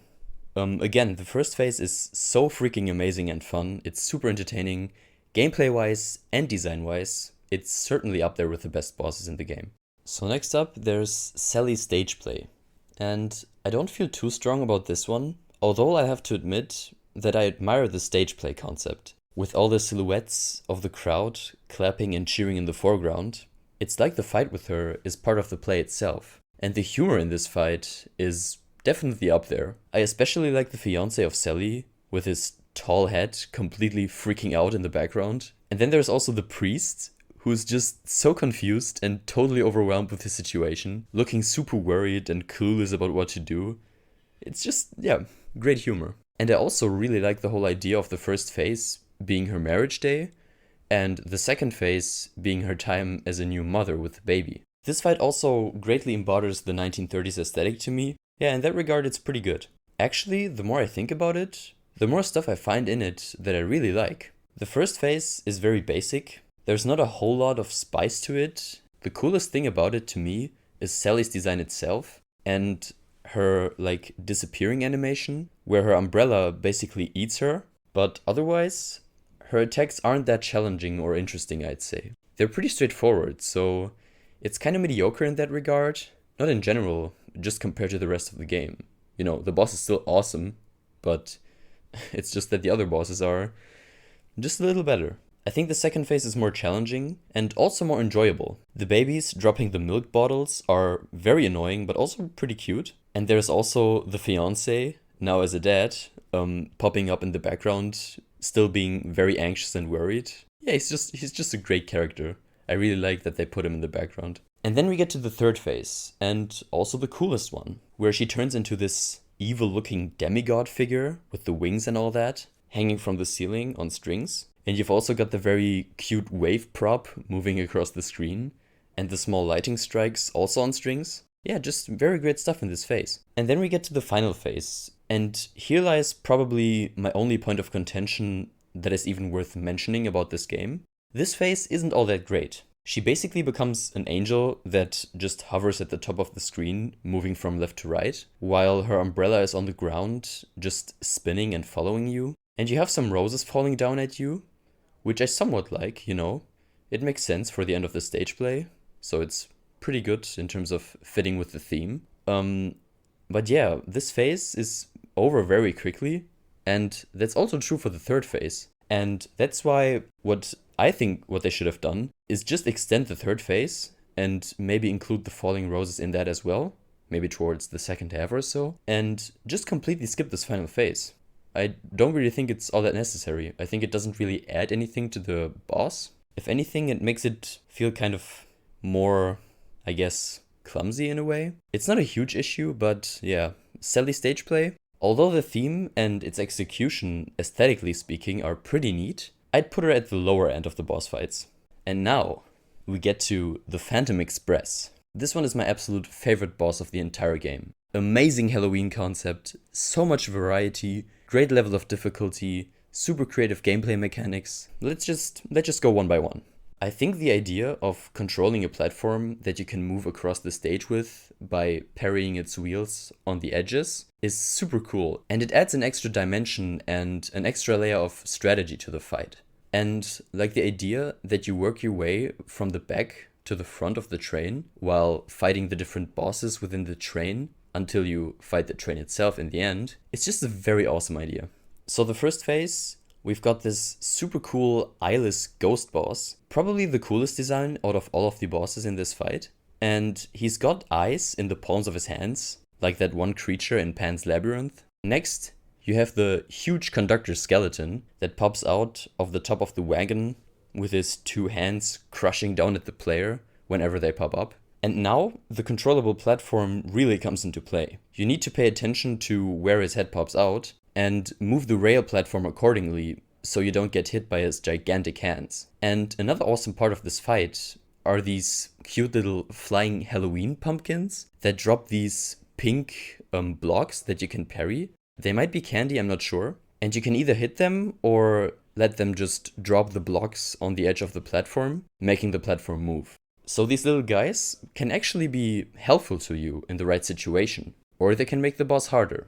The skeleton guy is pretty cool, but compared to the other bosses in this fight, I think he's the least interesting one. But he does remind me a lot of the old spooky scary skeleton animation, so that's pretty cool. Then in the next phase, you fight these two circle monsters with horrible dental hygiene, by the way, one on the left and one on the right side. And here it's also super important to keep the platform moving to avoid getting hit by them vomiting lightning blasts at you. Plus, you now have these black chimneys in the middle wagon that shoot out these ghosts that follow the player, and upon being hit, drop a parryable gumball of sorts, similar to the flying pumpkins before, although they don't specifically target the wheels on the edge of the platform. This phase actually takes a while to complete. These guys do tank a lot of damage, and you have to kill both of them individually, which, adds another layer of difficulty. But then we get to the final phase, the train himself. And this is definitely the hardest phase of the entire fight. First of all, the projectiles it fires at you have a pretty chaotic pattern to them. These little fire sparkles, coupled with the flaming bone rings, do put up a reasonable challenge, especially in combination. And then you can only damage the boss if you manage to parry the light bulb at the end of its tail, and then the engine opens, revealing its burning heart, which is just an amazing design choice, honestly. The train itself and the first ghost boss are super awesomely designed. Oh, and the background in this fight, with the dark and spooky forest and some gravestones, it's also very nice. It fits the whole spooky Halloween theme. Yeah, I absolutely adore this boss. It's my favorite theme, and the concept is also very unique. I honestly couldn't really make an objective case for why it's the best boss in the game, because first, I don't believe that it's objectively the best fight. And second, I feel like there actually are some bosses with more dynamic and varied attacks and movesets. This is a huge bias on my part, because I really love the whole Halloween aesthetic and the boss designs, the super diversified phases, and the extra dimension of, the movable platform. And yeah, I think that's why the Phantom Express is my favorite boss in Cuphead. And now we have the two last run and gun levels, with the first one being Perilous Piers. And this is also a very great level. The background with all the buildings and the harbor theme is very cool. I really like a lot of the enemies in this one. I don't even know what to call them. There are these static brown greenish things that shoot out 3 spiky balls. I also like the giant orange crabs that you can jump on, and that one backstroking lobster with the sailor hat and the beard is also pretty neat. I gotta say, this one is particularly tough to deal with, and yeah, he gets pretty annoying. The music in this stage is great as well, and that's kind of a recurring theme with a lot of these run and gun levels. They all seem to have pretty great musical tracks. Now, the end of this phase is certainly the highlight. You jump up on these wooden platforms held up by some purple tentacles at first, and then there's this huge kraken guy. He's got an anchor stuck in his head that you can parry. And when you do so, it spits out a large ball or a cannon that destroys, the stone obstacles along the way, so you can move forward. And while that is happening, you also have to dodge some other projectiles, which can be pretty tough. Yeah, this last part is pretty awesome. It's challenging, it's all the right things. The design is awesome, the harbor theme is great. I think in terms of mechanics and gameplay, it's better than Funhouse Frazzle. Alright, next we got the final run and gun level. This is the most dynamic and fun level, I think, at least on the gameplay side. The mining guys throwing their pickaxe at you are pretty cool, I think. There's also the roaring stone tiger heads. And then you get to this stone platform lift where these small dragon babies attack you in the air, while there are some brown mud golems walking around on the ground. This is pretty cool and also very different from the first part of the level and also the third part. And then you get to this part with the small satyr guys playfully running around and these super weird looking wall guys. I don't even know what to call them. They spit this black goo at you and you can parry their nose. And then we get to the last and, in my opinion, the best part of the entire level, which already has been pretty great so far. This giant Cyclops guy is chasing you while you need to jump your way across many, many different platforms until you reach the end. I find this last part so fun that every time I play this specific level, I always anticipate getting to that part. I always liked Cyclops in general, so there might be some bias playing into it. But yeah, this last chase sequence in a way is just a great ending to this pretty excellent level. This last run and gun level is by far the most varied and mechanically interesting. The different enemies are great as well, and it's either the second hardest or the hardest level in the game. I'm not quite sure on that. And now we get to the final part of the game, Inkwell Hell. And now we're fighting King Dice. Actually, when my friend and I first got to King Dice, we were very surprised because we didn't think that we would actually fight him. Because we didn't think that he would be a boss, since up until this point, we only got to see him in these like small sequences in between all the Inkwell Isles as an NPC basically. So we didn't really think of him as a potential boss. And we were even more surprised when we saw how the fight was structured and designed. And let me say, this is such a great idea. To have King Dice as like the game master of the casino, making you roll a dice to decide which of his 9 mini-bosses you will be fighting, is a very cool idea. It's actually a brilliant idea. The boss stage of King Dice is super awesomely designed, and I also like the transition into the different mini-bosses, where he essentially goes into the camera and swallows it, with this swallowing sound, this sound. It's pretty cool. So, let's go through all of the mini-bosses, shall we? First mini-boss is Tipsy Troop, which are 3 drunken alcohol drinks, which is such a goofy and fun idea. You have the background being a bar or a restaurant, I can't really tell, and you can see some like creepy and monstrous looking guests appearing and disappearing. I also really like the small flying olives that the female drink spawns, and I think it's also cool that you have to take out each of the drinks individually, so it's not like just hitting one of them enough makes them all just die. So next we got Chips Bettigan. This design is very cool. It's very simple, but it's just super cool. It's basically just a stack of poker chips with like a cowboy hat, and the faces that he makes while he's attacking you and while you're fighting him are also super entertaining. He seems to be really enjoying this fight. I also like the background where you've got, you know, some dressed up skeletons sitting at the table, which the fight takes place on. So yeah, kind of a just cool background. This is one of, if not straight up the easiest mini-boss. He doesn't have a lot of difficult or varied attacks. It's basically just him moving from one side to the next in different like chips patterns, but you can just dodge that and just keep attacking him. So yeah, not a whole lot of challenge or anything. So moving on, we have Mr. Wheezy. And this is one of the best. Aesthetically, it actually might be my favorite one out of the mini-bosses. I love the intro animation of King Dice's hand holding a lighter and lighting up the cigar, you know, lighting up Mr. Wheezy. And the design, man, you know, the fiery bottom and the swirly background of, I think it's people smoking, is also just very cool to look at. He looks so much like a typical cartoon villain as well. Yeah, I just really like all of the design choices in this fight. And when he switches sides, he like turns into ash and then reemerges out of the other ashtray. It's just a great design overall. And it's a great animation as well. And the fire projectiles he shoots at you actually have a relatively challenging movement pattern, so it's also a quite challenging fight. Moving on, we have Pip and Dot. And this is another boss with an awesome design and just overall amazing aesthetic. It's essentially a domino with like 2 faces, so it's made up of 2 personalities, and it's sitting on a swing. The background of this one is especially brilliant and very pleasing to look at. You've got all the different domino blocks combined and arranged in different patterns, and this background just has a very strong sense of depth to it, because there are like multiple layers of domino combinations. Yeah, I really like it. The head is also very funny. I also like the animation when they open their mouth in the middle with, you know, the sharp teeth. Very creative. And there's also that little bird domino as well.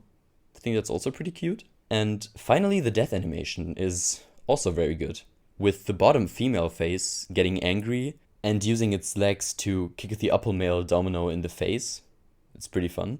One thing to note, I feel like it could have been a cool idea if they made the bottom face have like 3 or 4 eyes, kind of take advantage of the fact that it's a domino block, so it doesn't just have to be, 2-eyed. But it's very minor, could have been cool though. I think that's a pretty cool idea. So next we have the 5th mini-boss, Hocus Pocus, the bunny wizard. And this fight is also one of the better ones. His design is brilliant. His animations look super crazy and over the top, which is great. The background with the curtain and the playing cards and all that looks very nice. He's actually a pretty tough fight, especially the one attack when he spawns the different card signs either at the bottom or the top of the screen that you have to parry or else you'll 100% get hit. And another great death animation with him getting choked by his own tie, which also fits the magic theme. So moving on, we've got Fear Lap, which is a skeleton horse race. To keep up the gambling theme, we're in a casino after all. This is the boss I fought the least amount of times, so I don't remember him quite as well, but it's still a very awesome boss battle. Especially the tiny horse racers at the bottom of the screen and the background are all very cool. It's a very well executed theme, and aesthetically it's also very well done. This is also one of the tougher fights of all the mini bosses, mainly because of these small ghost horse riders that shoot up to hit you. So you need to pay attention to these. And another great death animation with the skeleton horse holding money bills in both hands. So he's probably lost some money on the bets it's made. So, next mini boss, we have Piruletta. Now this design is absolutely fantastic. For me, it's very close between this design and Mr. Wheezy's. I really like that her tutu is a roulette reel. This is such a cool idea. And there's this one great spinning move where she throws all these little white roulette balls at you. There's also the 4 floating poker chips that you can temporarily stand on when parrying them. And the background with the many hands wearing gloves, making their bets and all that, is also just great. Great theme, great design, very cool mini boss. Moving on to number 8, we have Mangosteen. This guy is a floating 8-ball that has a very cursed looking face. Also pretty good idea to make this particular boss at the 8th spot, that's some 500 IQ move right there. I really like the colorful and creative background, and yeah, Mangosteen's face is just very fun to watch because it just looks so ridiculous. And this one, alongside Chips Bedigan, is by far the easiest boss out of the 9.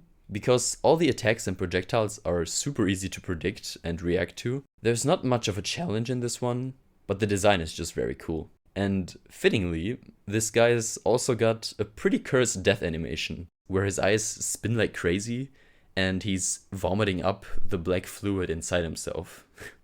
Yeah, pretty cool stuff. For the final mini-boss, we have Mr. Chimes. He's one of those toy monkeys holding symbols, and he's hanging from the ceiling on a mechanical claw. So the whole fight basically takes place in one of those claw machines where you can try and get one of those toys. You can also see the toys in the background, and through the glass you can also see the other playing machines. This fight has a very cool and unique mechanic baked into it, which is the memory card game. So you'll have to find the matching pair of cards, and only then you can attack the monkey. So only when you've found every single pair, you can actually attack the monkey. And I really like the concept and the design of the fight itself. And, the monkey character, he just looks very fun. And this is a very great boss. I'd say he's in my top 3, alongside Mr. Wheezy and Piruletta. And just above Pit and Dot. So, now we get to my boy. We get to King Dice himself. Which, to me personally, is one of the most challenging parts of the entire game. Especially in my first playthrough, this last parry test with all the walking cards was super tough to get down. And King Dice does take a lot of hits, which makes this even harder and more stressful. My strategy to deal with this final phase was to parry as best as I could, and as soon as I could tell that I would mess up a parry and inevitably get hit, I'd use the invincibility charm and just spam the absolute shit out of him with the red spread gun. In terms of design, the only things to note are 1, his cool hands that almost are like a character themselves, And 2, the walking cards that have these cute little eyes in the middle of where their sign is. This entire boss is super great. It's very individual. You can basically decide for yourself how many mini bosses you want to fight. I mean, you could even fight every single one if you really wanted to. Or you can strategically plan to fight only those who are easiest to you. Or you can do whatever else. And this boss basically automatically counts as one of the best bosses in the game, just because of the sheer amount of content in it. And the bosses are all very well designed. Plus, some great concepts and themes. The overall, King Dice theme is also very cool. And I can't really see how anyone could not like this boss.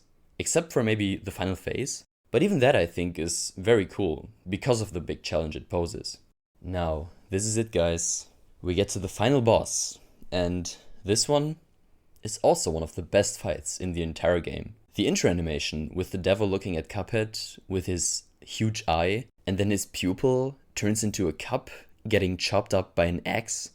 It's so damn cool. Again, these guys just can't resist but to use every opportunity to make something beautiful and amazing. This animation alone is just, it's so great. And the way it turns back into his eye it's just so good. His throne room also looks absolutely sick, with the nice columns and the fiery red background and all the volcanoes in the background. And of course his red and golden throne, which also looks very cool. This first phase is very cool, and it's also pretty long. The devil uses a lot of different attacks to hit you, like the snake dragon that almost completely covers the screen, where he extends his neck and still remains sitting on his throne. You've also got the one where he turns into a goat, which fits nicely with the devil and hell theme, of course. And then there's the spider one, where he starts growing multiple arms and throws off his head, that then slams down on the player as a spider. I also like the design of the spider a lot, with the multiple eyes and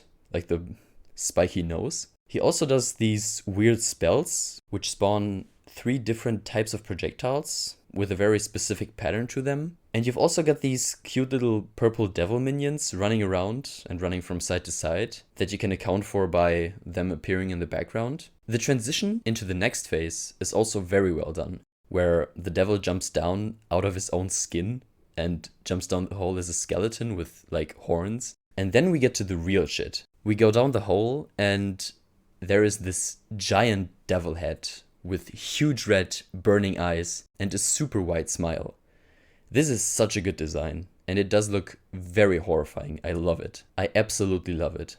Now, the second phase is actually easier than the first. The attacks, like the spinning axes he spawns and the parryable bat bombs that come out of his ears, are pretty manageable overall. And the phase doesn't take too long either. It's rather quick and it's not all that challenging. However, the next phase is where it gets really tough. There are a lot more projectiles to deal with, and on top of that, you've got these 2 fat, stupid-looking devil goons that spit these skulls at you, while you have to account for the rings, these other small flying demon minions. It's really tough. And I always made sure to save my invincibility charm for this phase, because I think it's the most difficult one, without the use of any charms. And then there's the last phase. The final phase, where the devil starts crying, which is just a great little end to the fight. You only have one platform to stand on, and the only thing you have to focus on is shooting and not getting hit by the falling burning rings. And this is not that easy, because either you can parry one of his tears, so you have a little bit more clearance, or you'll need to do a perfect jump off the platform and a perfect land on the platform. It needs to be perfectly timed, or else you will get hit by the rings. And that's it. Man, what a great final battle. There's a great sense of progression and scale throughout the phases, very hellish and horrifying designs, a great challenge.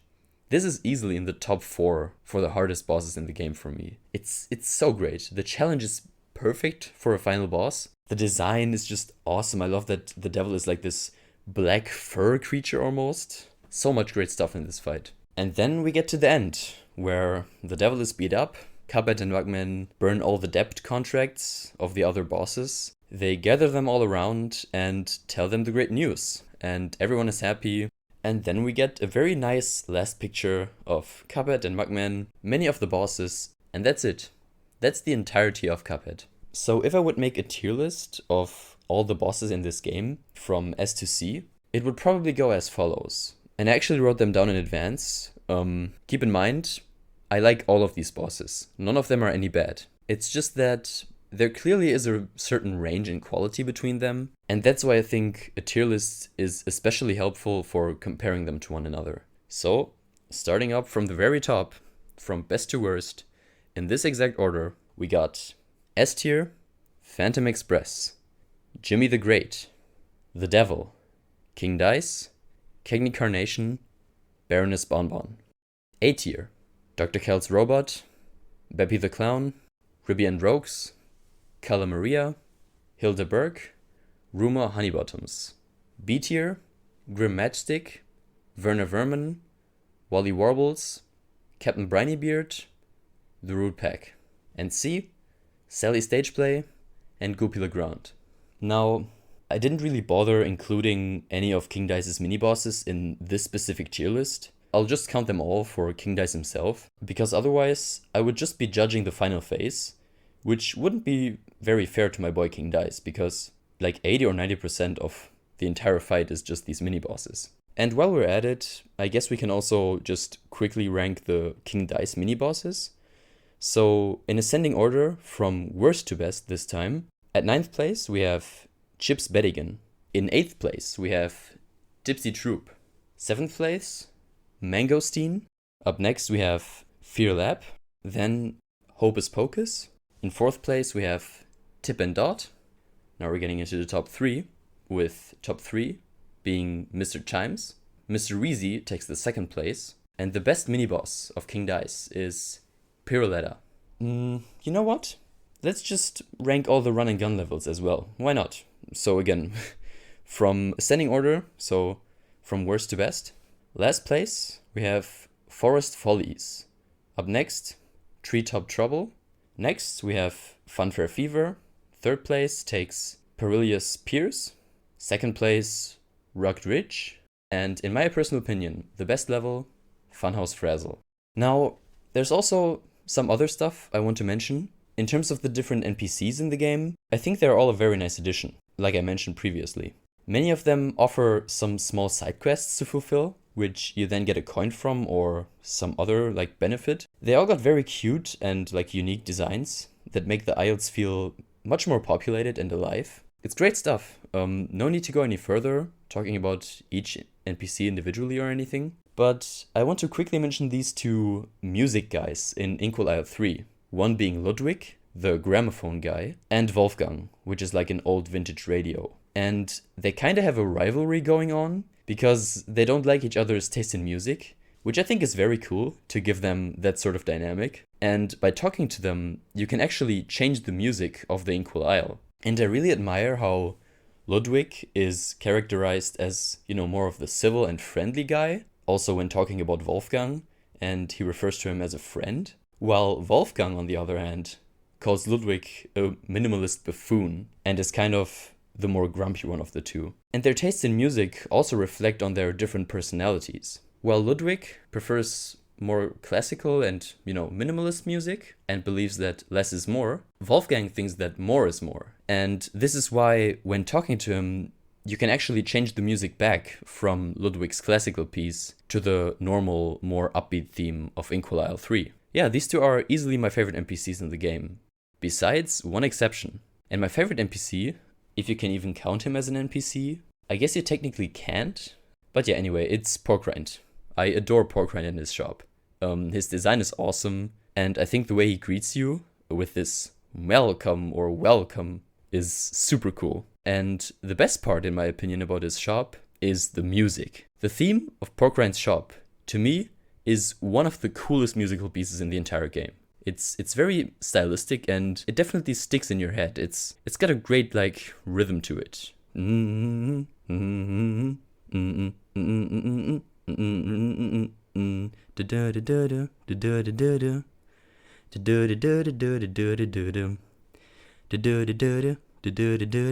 And fun fact, the original name of the Fleischer Studios, which was, a famous old animation studio that was a rival to Walt Disney Studios in the 30s, was actually Inkwell Studios, which is a super cool little way of incorporating more references to like 30s animation into this game. It's unbelievable. I can't really get over the fact that this game is like $20 right now. $20. This is nothing for how masterfully done and for how much effort and passion went into this. Again, the attention to detail in this game is awe-inspiring. Just talking about this game for so long has me so excited to play it again. I really want to go play it again right now. I really fell in love with this game multiple times. There are so many amazing moments that just hammered down the message that this is something truly special. And in a way, it crafted its own little subgenre to the point that any future games that will have just the smallest resemblance to this, I think it will be kind of like a Souls-like situation, where every game coming afterwards will be categorized as a Cuphead-like. Actually, on that note, the whole Souls-like discussion and the whole Souls-like genre is actually super fascinating to me. The way this gaming subgenre evolved over the last couple of years has been very interesting to witness, and I'm very intrigued to see how it will develop in the future. Yeah, Cuphead is a must-play for everyone who somewhat enjoys a challenging game, and if you really don't like this type of game, then you should at least watch a playthrough on YouTube. This is like the minimum thing you should do. It's got so much effort and passion put into it. I just can't express how much I adore this game. There's nothing else like it. It's almost a perfect game. I can of course find the smallest little nitpicks to criticize, and I already mentioned some things I have a small issue with, but overall, these are aspects that are so irrelevant and small that it wouldn't even make a noticeable difference to the quality of the game. Now, let's give this game a score. And I think everything below a 9 out of 10 is doing this game very wrong. I think it's very close to a 10 even.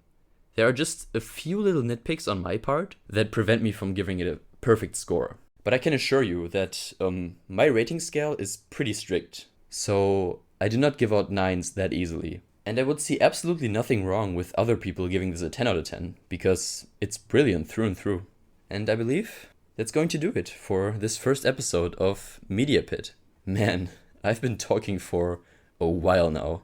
I don't know how much the end recording will be, I'll cut some stuff, but oh boy, it's not looking that great. This will be a long episode.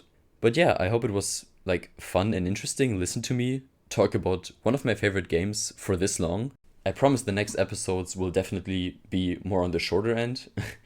I don't plan on making these episodes as long as this one. Unless, I really want to take a deep dive into a certain game, TV show, movie, and whatnot. So yeah, thank you for listening, and if you're watching on YouTube, thank you for watching this episode. And if you are on the YouTube version, be sure to share your thoughts with me down below. Maybe you can make your own tier list of all the bosses, or maybe the rankings of the running gun levels and stuff, and some experiences you've had with this amazing game. Yeah, but that's been it. I hope you guys enjoyed. Again, thanks for listening, and yeah, I'll see you guys around.